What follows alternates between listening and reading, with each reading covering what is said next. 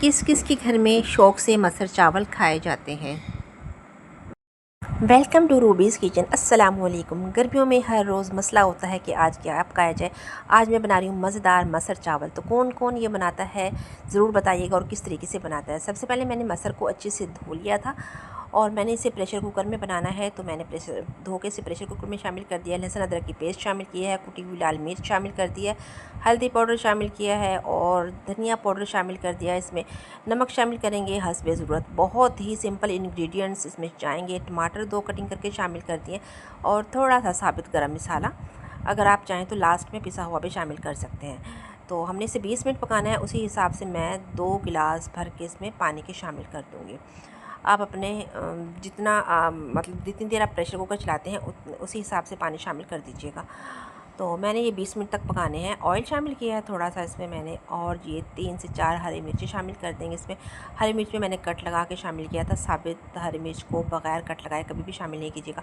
साथ ही चावल बॉईल करने के लिए रख दिए हैं और जी प्रेशर कुकर लगा दिया। 20 मिनट के बाद मज़ेदार हमारे मसर बिल्कुल तैयार हैं। ये देखिए अच्छे से गल चुके हैं। और स्टील वाला जो गिलास होता है ना, 2 बड़े मैंने वो पानी के डाले थे।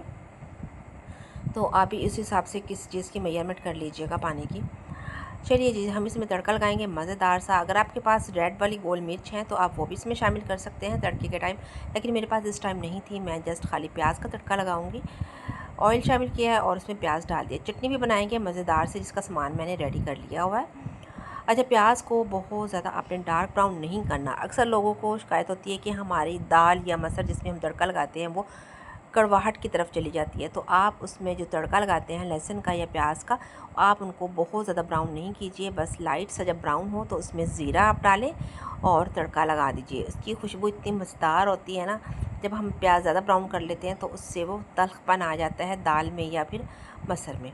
जी, तड़का भी हमारा लग चुका है। चावल हमारे बॉईल हो चुके हैं। चटनी का सामान रेडी है। तो मैंने हरी मिर्चें, पुदीना, धनिया और 1 टमाटर कटिंग करके ये मिक्सी में शामिल कर दिया है। ज़ीरा डाला है, नमक और 1 चम्मच भर के मैंने इसमें अमचूर पाउडर डाला है। इसके बगैर तो हमारी चटनी बनती नहीं है। और थोड़ा सा पानी शामिल करके इसे मैंने पीस लिया था। ये देखिए जी, मज़ेदार चटनी हमारी तैयार है और हमारे मसर चावल भी बिल्कुल तैयार हैं सलाद के साथ।